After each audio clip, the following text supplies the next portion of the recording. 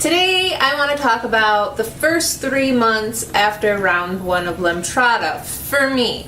But before I get started, I want to remind everyone that you shouldn't compare yourself to just the general population who's taken Lemtrada. It's stages. Everyone is in stages. So only compare yourself in how you're feeling to someone in the same stage as you.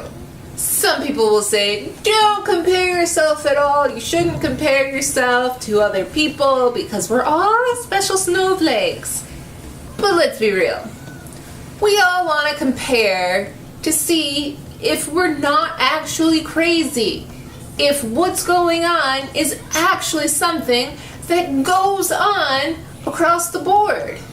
So then you can go back to your family who's sick and tired of hearing about this or that and say, look, see, Joe Schmo has it too. It's a thing. The first 3 months were rough. One word, rough. We were living off freezer meals when meals were not provided by one of our super duper awesome support group people.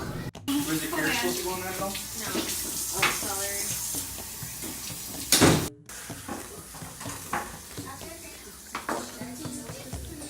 Here, I'm giving these back to you. Oh, that's convenient. Dump them in the bowl. This or that person picking up Michael from school and watching the boys so I could nap.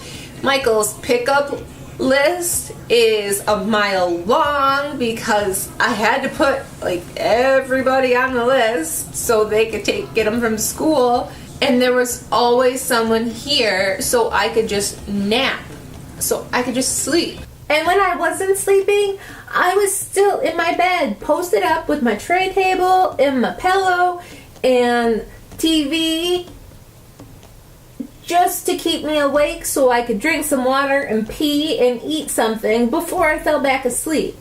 Getting around was still very difficult for me at this point. Walking was hard. And bone pain is real. My hips and my thighs were on fire, and nothing helped the pain. Nothing. It was horrible. But I'm past it.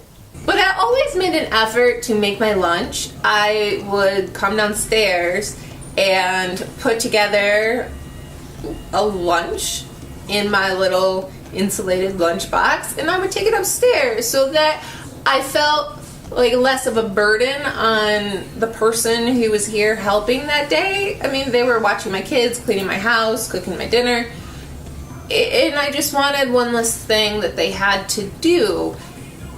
And they would say that they weren't a burden, they were doing it because they loved me, blah blah blah, but it gave me something to do besides sleep. So I tried to stay on top of my lunches. For about the first 2 months, I had someone in my home 24/7. They were taking care of everything, and I was just sleeping. And then after the first 2 months were over, I went down to 2 days a week. I had someone here, whether it was for a doctor's appointment or so I could just sleep or help me with chores, because I really wasn't doing much still, but I was becoming a little more independent because FMLA is only so long. My 2 days a week help lasted for about 4 months, so that puts me at about 6 months post round 1. And then people let me be alone with my kids again. They trusted me to be a parent and keep my kids alive. It was wonderful. There was a lot of napping and muscle spasms and trouble walking and burning skin for the first 5 months, which is when I stopped journaling, because copying and pasting the same symptoms every single day is exhausting just by itself. Nothing was changing, so I gave up. I just stopped.